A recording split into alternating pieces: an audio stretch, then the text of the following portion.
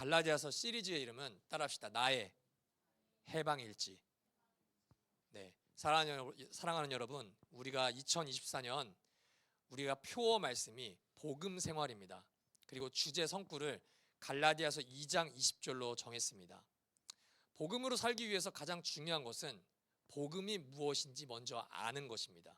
그래서 오늘부터 우리는 3월 마지막 주까지 신약 성경에서 복음을 가장 잘 표현한 성경 중에 하나인 갈라디아서를 가지고 나의 해방일지 시리즈 설교를 함께 나누려고 합니다. 신약 성경의 거의 절반을 기록한 사람이 사도 바울입니다. 그가 기록한 편지들을 보면은 대부분 그의 글에는 비슷한 구조들이 있습니다. 그 중에서 가장 첫 번째로 나타나는 특징은 편지를 받는 수신자들에게 먼저 감사 인사를 드리고 안부 인사를 전하는 겁니다. 은혜와 평강이 너희에게 있을지어다 뿐만 아니라 이 편지를 받는 사람들에게 감사 인사를 전하고요, 그들이 잘 지내고 있는지를 안부를 묻습니다. 그런데 오늘 우리가 본 갈라디아서라는 성경은 6장짜리 짧은 성경임에도 불구하고 인사 안부가 전혀 없습니다. 왜일까요? 우리가 갈라디아서가 쓰인 그 배경을 알지 못하면은 이 갈라디아서 자체를 이해를 할 수가 없습니다. 아까 제가 성경 봉독할 때 되게 격양된 어조와 분노에 찬 듯이 이 갈라디아서를 읽은 것처럼 이 갈라디아서라는 편지는요, 사도 바울이 기쁨과 평안과 안부의 마음으로 쓴 편지가 아닙니다. 굉장히 분노하였고 굉장히 격양되었고 굉장히 씩씩거리는 말투를 담아서 쓴 편지라는 것을 여러분이 아셔야 됩니다. 먼저 이 갈라디아서라는 편지는요, 이 편지의 제목과 마찬가지로 갈라디아 지역에 있는 교회들에게 쓰는 편지입니다. 한 개인에게 쓴 편지도 아니고 갈라디아 교회라는 한 교회라는 편지도 아니고 갈라디아 지역에 쓴 편지입니다. 이 지역이 굉장히 넓습니다. 그냥 뭐 한 도시, 고양시 개념이 아닙니다. 고양시, 파주시, 덕양구, 이런 것을 다 포함한 거의 경기도 개념이에요. 예를 들면 우리나라로 따지면 도 개념이고요, 미국으로 따지면 주 개념입니다. 그러니까 엄청나게 넓은 지역이죠. 갈라디아 지역은 지금으로 따지면 소아시아 지역입니다. 유대인들이 아니라 이방인들이 주축이 된 지역이고 그 교회의 구성원들은 대부분 유대교의 전통과는 전혀 동떨어진 이방인들이 대부분 성도님으로 구성되어 있습니다. 그런데 사도 바울이 이제 전도 여행을 통해서 갈라디아 지역에 여러 교회를 세웠는데, 그리고 시간이 흘렀는데 그 지역에서 소식이 들려오는 거예요. 무슨 소식이냐? 어떤 유대인 그리스도인들이 와서 두 가지의 주제로 갈라디아 지역에 있는 사도 바울을 통해 개척된 교회를 공격하기 시작합니다. 그 공격의 루트는 딱 두 가지였어요. 첫 번째, 바울을 공격하는 거였습니다. 그 공격의 내용은 이겁니다. 바울은 사도가 아니다. 예수님으로부터 직접 배운 사도가 아니다. 우리말로 따지자면 이런 거예요. 바울은 신학대를 졸업한 애가 아니다. 바울은 자격증도 없는 애다. 근데 무슨 걔가 복음을 전하냐? 우리가 전한 게 진짜다. 두 번째, 첫 번째로는 바울을 공격했다면 두 번째로는 바울이 전한 복음의 내용을 공격합니다. 바울이 전한 복음의 내용이 무엇입니까? 오직 예수 그리스도를 믿음으로 말미암아 구원을 얻는다. 오직 예수 그리스도를 믿음으로 말미암아 하나님께서 우리를 의롭게 하신다. 의롭게 여기신다. 이거예요.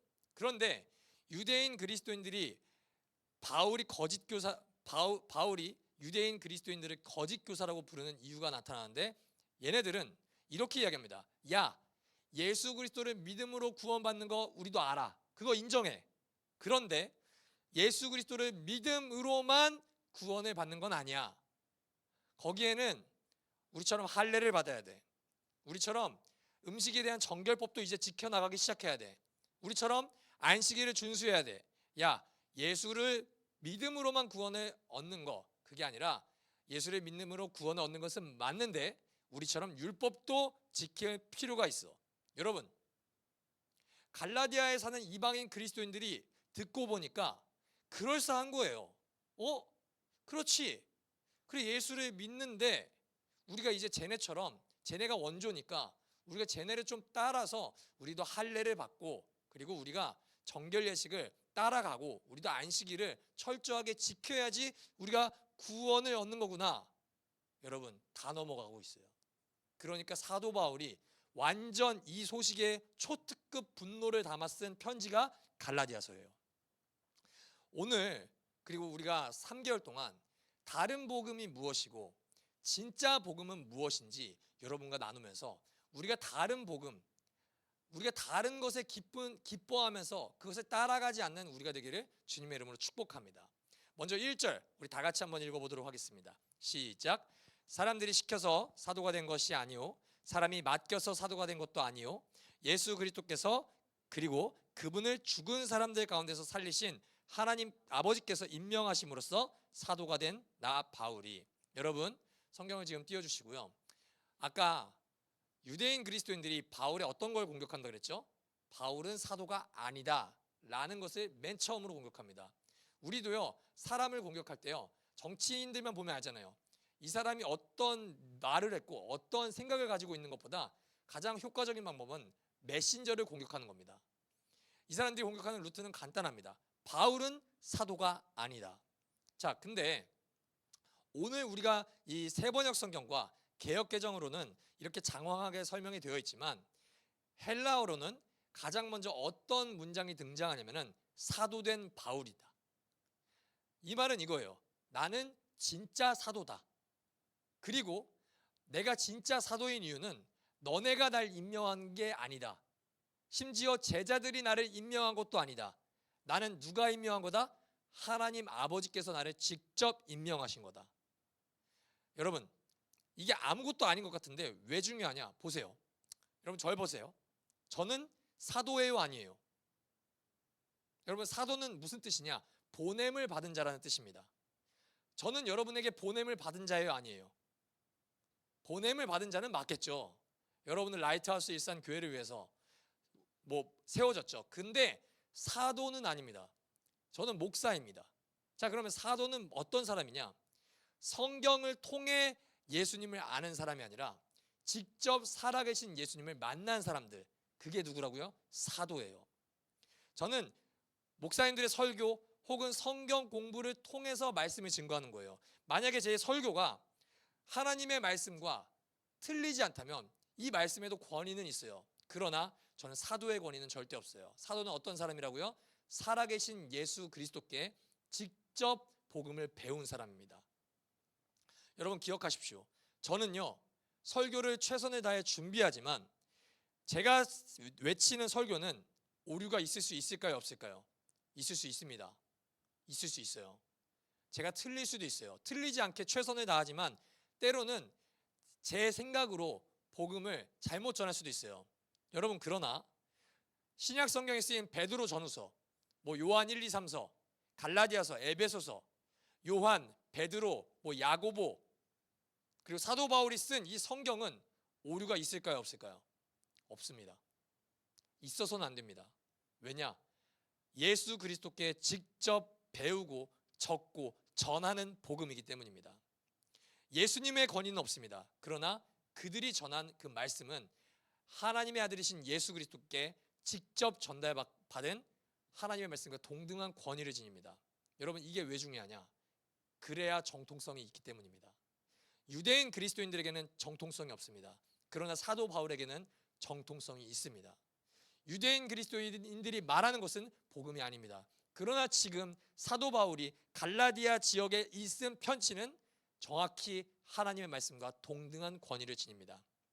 자기를 사도들이라고 말하는 사람들은 지금 나는 사도입니다, 사도적 계승을 했습니다, 다 이단입니다. 다 이단이에요.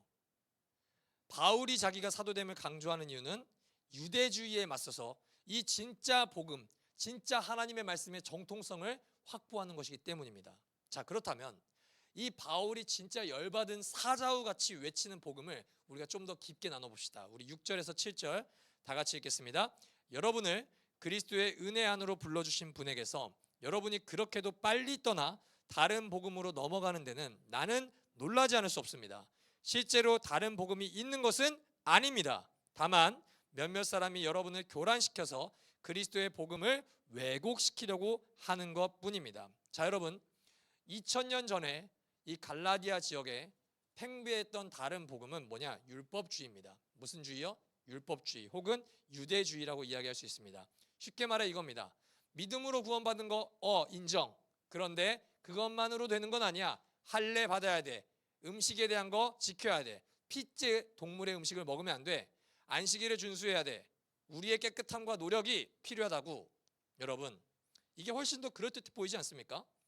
여러분도 저한테 많은 사람들이 종종 이야기하는 게 있어요. 목사님, 쟤는 진짜 예수 믿는 것 같지 않은데요? 쟤는 구원받은 것 같지 않아요. 왜냐? 쟤는 주일에 자주 빠지잖아요. 목사님, 쟤는 예수 믿고 구원받은 사람이 아닌 것 같아요. 쟤는 헌금도 안 하잖아요. 제가 하는 말이나 제가 일주일 동안 사는 꼬라지를 보세요. 쟤는 구원받은 애 아니에요. 여러분, 그런 말을 우리가 종종 들을 때가 있습니다. 신약 성경도 그렇고요. 저도 그렇고요. 이 믿음이란 것을 단순히 예수 그리스도에 대한 감정적인 동의나 혹은 마음도 없으면서 사형리를 따라서 그냥 영접 기도를 하는 거라고는 절대 이야기하지 않습니다.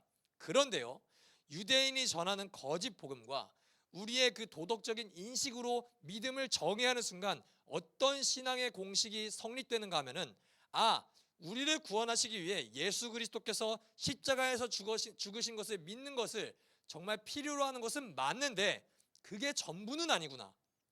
우리 삶의 노력도 어느 정도 필요하구나. 그러니까 이 구원은 하나님이 시작하시고 하나님이 마치셔서 하나님으로부터 완벽한 게 아니라 우리의 삶의 노력도 필요하구나. 이렇게 복음이 변질되어 버립니다. 사랑하는 여러분, 기억하십시오. 정확하게 기억하십시오. 믿음의 근거는 우리가 뭘 하냐가 아닙니다. 다시요. 여러분들의 믿음의 근거는 여러분들이 어느 정도로 깨끗한 믿음이냐, 어느 정도로 도덕적으로 살았냐, 이것이 아닙니다. 믿음의 근거는 오직 예수 그리스도께서 무엇을 이루셨냐에 근거를 두셔야 됩니다. 우리를 의롭게 하는 것은요, 믿음의 수준이 아닙니다. 저 사람 믿음의 수준이 참 높아요. 그게 그 사람을 구원하는 것이 아닙니다. 우리를 의롭게 하는 것은 믿음의 대상입니다. 다시요. 우리를 의롭게 하는 것, 하나님께 우리가 의롭게 됐다고 선언하는 것은 여러분들이 얼마나 신앙생활을 열심히 하냐, 여러분들이 얼마나 착하냐, 그게 아닙니다. 뭐라고요? 그리스도께서 하신 일. 그게 우리의 믿음의 대상이 될 때 우리는 하나님께 의롭다함을 얻을 수 있습니다. 자, 그러면 2000년 전에 논란이 됐던 그 할례, 정결법, 안식일 준수, 그게 이 시대 가운데 우리를 공격하진 않습니다. 여러분에게 갑자기 와서 김영우 성도님, 포경 수술은 하셨습니까? 천국에 가려면, 구원을 받으려면, 하나님께 의롭다함을 받으려면 포경 수술을 하셔야 됩니다. 저한테 이렇게 얘기하는 사람은 없습니다. 김영우 성도님, 돼지고기나 소고기 등을 먹을 때 핏째 먹으시면 안 됩니다. 하나님이 싫어하시는 겁니다. 그러면 저는 아마 구원을 못 받을 겁니다. 저는 선지해장국 등 곱창과 생간 등을 굉장히 좋아합니다.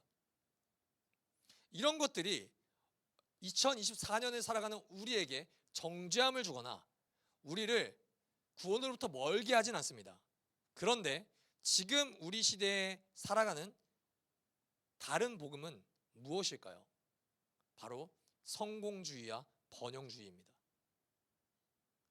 여러분, 제가 예수 그리스도를 믿고 고등학교 때부터 교회를 다니면서 가장 충격적으로 들었던 메시지가 뭐냐? 11조 안 하면 지옥 간다였어요.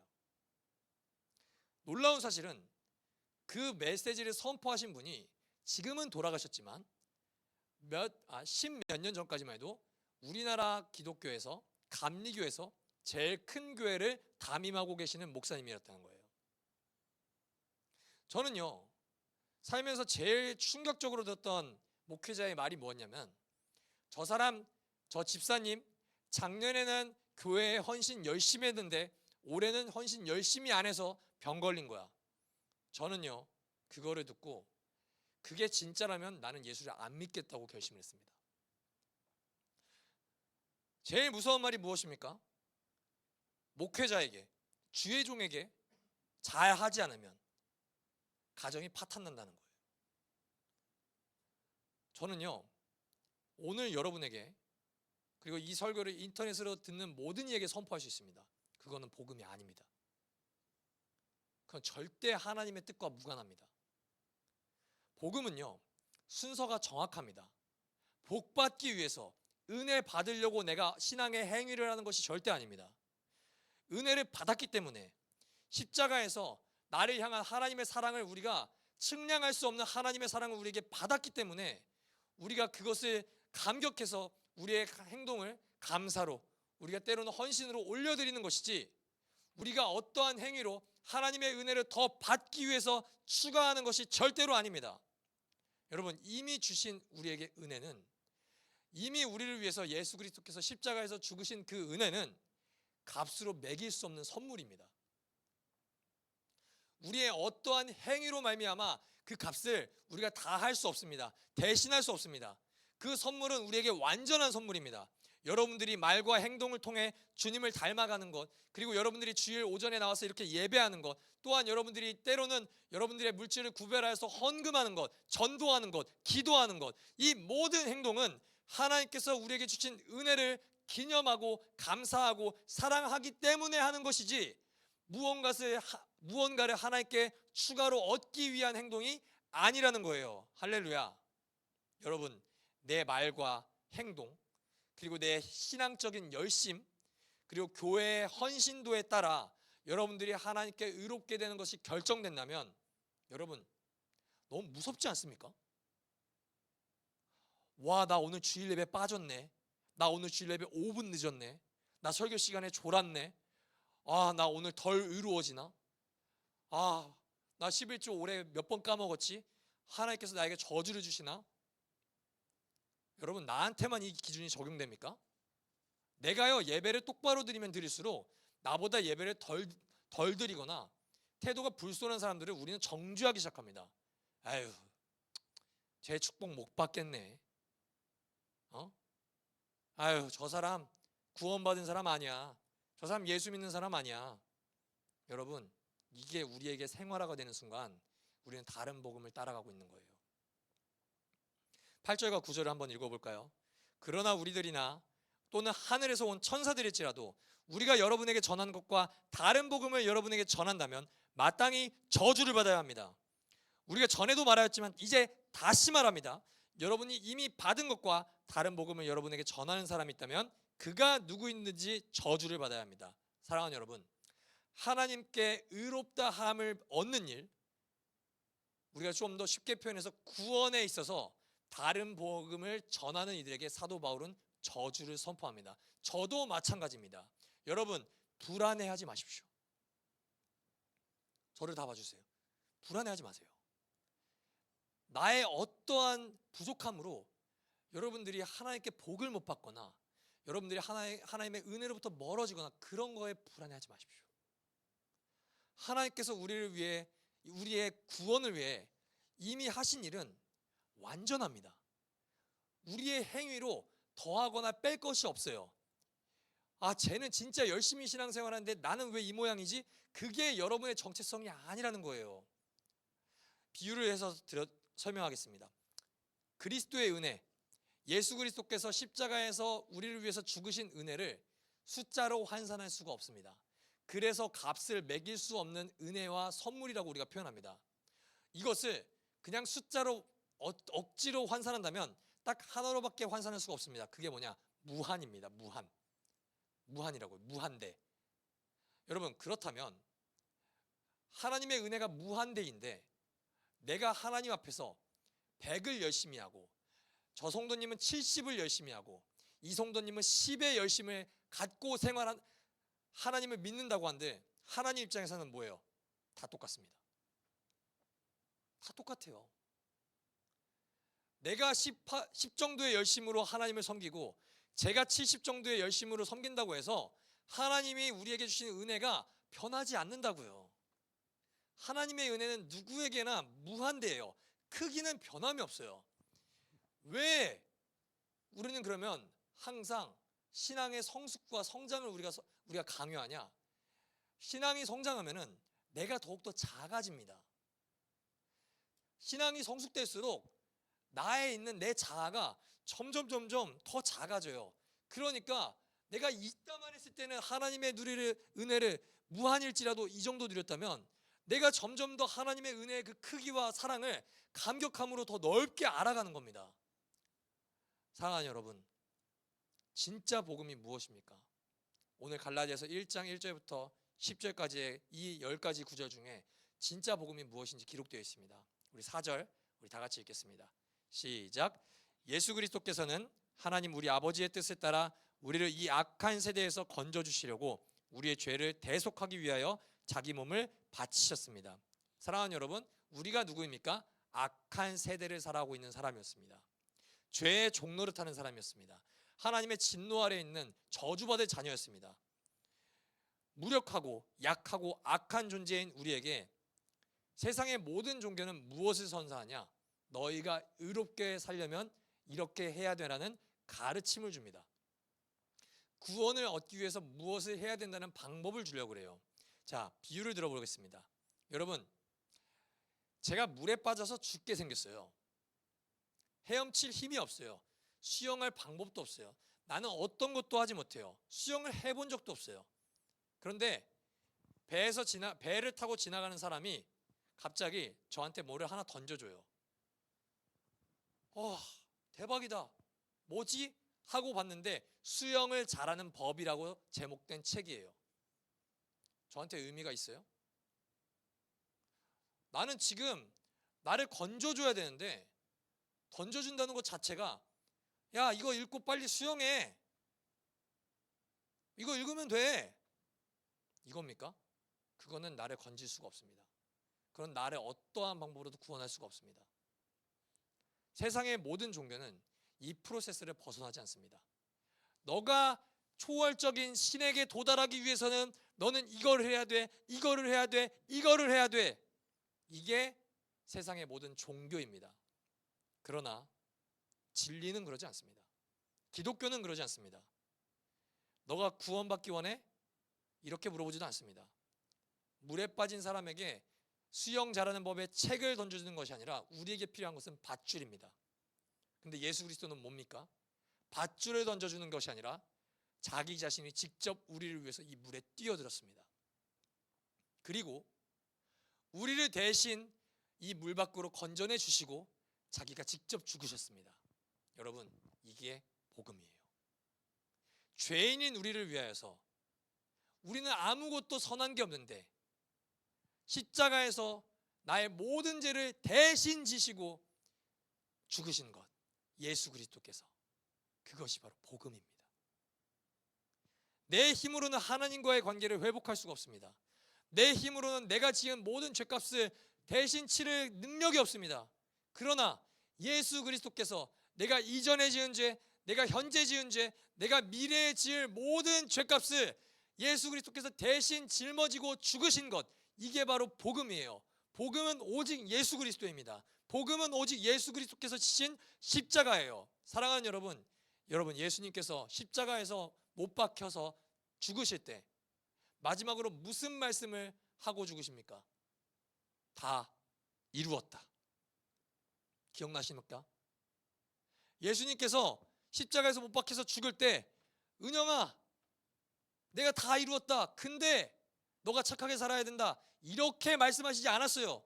경연아, 내가 다 이루었다. 근데 11조 해야 된다. 이런 말씀하신 게 아니에요. 다 이루었다. 테텔레스타이라는 말을 씁니다. 다 지불했다는 말이에요. 이제 너는 어떠한 노력이 필요하지 않아. 너의 모든 죄값을 위해서 내 피로 모든 값을 치렀어. 너는 이제 하나님께 빚이 없어. 너는 이제 죄가 없어. 너는 이제 하나님 앞에 의로운 존재야. 여러분, 이게 복음이에요. 사랑하는 여러분, 여러분들이 어떻게 선행을 하고 여러분들이 얼마나 착한 삶을 살 수 있을지 모르겠지만 그 어떤 선행도 예수 그리스도의 십자가에 묻은 핏자국보다 무가치합니다. 이것을 믿으십시오.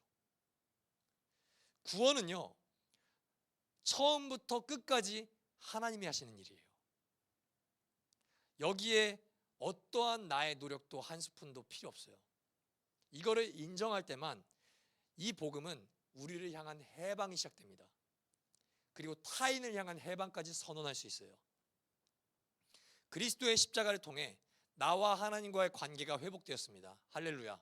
또한 그리스도의 십자가를 통해 유대인과 이방인의 벽을 허문 것처럼 우리의 벽도 하나님께서 허무십니다. 우리 마지막으로 우리 4절을 함께 보도록 하겠습니다.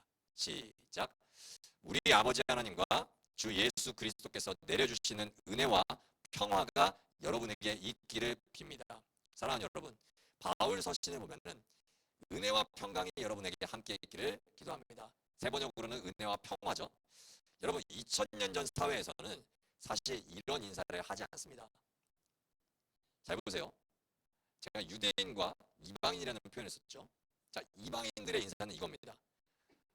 은혜가 있기를 원해요. 너에게 은혜가 있길 바라요. 유대인들의 인사는 이거예요. 샬롬. 너에게 하나님의 평안이 있기를 원해. 자, 유대인들은 은혜가 있기를 원해요라는 인사를 하지 않아요. 이방인들은 평화가 있기를 원해요라는 인사를 하지 않습니다. 근데 사도 바울은 모든 편지에 은혜와 평화가 여러분들에게 있기를 원한다는 것을 동시에 이야기합니다. 그게 뭐냐? 예수 그리스도의 십자가의 그 복음 안에서 하나님과 그 사람의 관계가 회복되었을 뿐만이 아니라 유대인과 이방인의 벽이 무너져서 하나님의 한 백성, 한 몸, 교회가 되었듯이 우리도 서로 이제 하나가 된다는 바울의 선언이에요. 사랑하는 여러분, 복음은요, 인종에 상관없이 주어집니다. 복음은요, 성별에 상관없이 주어집니다. 복음은요, 죄의 크기의 여부에 따라 주어지는 것이 아닙니다. 오늘 우리 교회에 살인자가 와서 예수 그리스도를 진짜 믿음으로 영접한다면 우리와 똑같은 복음의 은혜를 누리게 됩니다. 매일매일 술을 먹고 온 사람에게도 복음의 은혜는 동일하게 적용됩니다. 그 복음은 나와 하나님과의 관계를 회복하는 것뿐만 아니라 살인자든 성별이 다른 사람이든 인종이 다른 사람이든 부의 재산 가치가 다른 사람이든 이 사람이 어떠한 신앙의 열심을 가지고 있던 사람이든 상관없이 복음은 우리를 하나 되게 하십니다. 복음은요, 차별이 없습니다. 복음은 등급이 없습니다. 교회마다 직분으로 복음을 이 사람은 더 이 정도 등급으로 하는 거라고 생각하면 안 됩니다. 그걸 오해할까 봐 우리 교회는 직분조차 만들지 않은 겁니다. 사랑하는 여러분, 여러분이 저보다 헌금을 적게 해도 하나님은 여러분을 똑같이 사랑합니다. 왜 아멘 안 해주세요?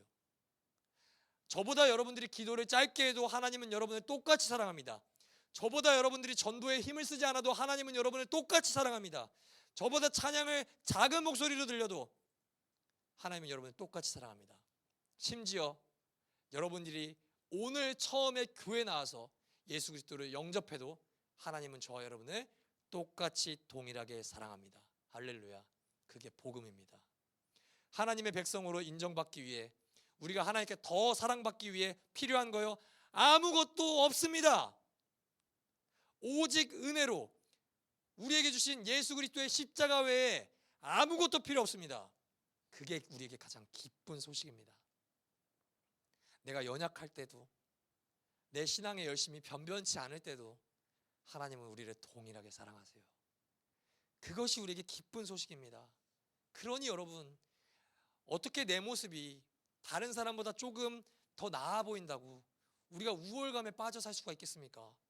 내 노력이 아무것도 없는데 어떻게 내가 저 사람보다 조금 삶의 형편이 부족하고 신앙의 열심이 부족해 보인다고 열등감에 빠질 수 있겠습니까? 어떻게 남의 믿음을 함부로 판단하고 정죄할 수 있겠습니까? 아니에요. 그럴 수 없어요. 왜냐? 우리가 할 수 있는 것은 나를 건지시기 위해서, 우리를 건지시기 위해서 자신의 몸을 바치신 오직 예수 그리스도, 그분을 우리에게 보내신 하나님께 세세토록 영광을 올려드리는 일밖에 할 수 없기 때문이에요. 사랑하는 성도 여러분, 여러분들은 부족하지 않습니다. 여러분들에게 교회에서 예배, 헌금, 봉사 이런 것을 권면할 수 있습니다. 그것은 우리에게 주신 은혜에 대한 반응일 뿐이지, 여러분들이 그렇게 해야 하나님께 더 의롭게 되고 여러분들이 그렇게 해야 하나님께 더 축복받고 그런 건 세상에 존재하지 않습니다. 그건 다른 복음입니다. 그것은 복음이 아닙니다. 사랑하는 라이트하우스 일산 여러분, 설교를 마무리하겠습니다. 여러분들이 부족하다고 이야기하는 것은 다 가짜입니다. 여러분들이 향한 하나님의 사랑은 완전합니다. 더 뭘 추가할 수 없습니다. 여러분을 향한 예수 그리스도의 십자가 사랑과 은혜는 이미 완벽해요. 그러니까 우리에게 기쁜 소식이 될 수 있는 겁니다. 하나님, 내가 무너졌어요. 괜찮다. 다 해결했다. 하나님, 제가 지난주보다 열심히 부족합니다. 괜찮아. 내가 다 해결했어. 하나님, 저는 죄에 또 넘어졌어요. 괜찮아. 너가 죽어야 할 거 내가 대신 죽었다. 여러분, 우리의 정체성은요, 우리의 거룩함에 있지 않습니다. 우리의 신앙적인 노력이나 열심에 있지 않습니다. 그리스도인의 정체성은 우리의 모습이 아니라 오직 예수 그리스도의 모습에 달려 있습니다. 여러분, 예수님이면 충분합니다. 예수님이면 충분합니다. 복음이면 충분합니다. 십자가만 있으면 됩니다. 여러분, 사랑하는 여러분, 오직 예수 그리스도의 십자가, 그 복음 안에서 이제는 자유함을 누리십시오. 해방을 누리십시오. 평화를 누리십시오. 우리를 위해 자신을 내어주신 그 예수 그리스도를 기뻐하면서 그분을 더 닮아가기 위해서 노력을 못할 수도 있습니다. 그러나 괜찮습니다. 그 십자가의 복음은 완벽합니다. 완전합니다. 그것만이 우리에게 기쁜 소식이고 그것만이 우리에게 자유함을 줄 수 있습니다. 그 복음을 누리시는 여러분이 되시기를 우리 주 예수 그리스도의 이름으로 축복합니다. 우리 함께 찬양하고 기도하겠습니다.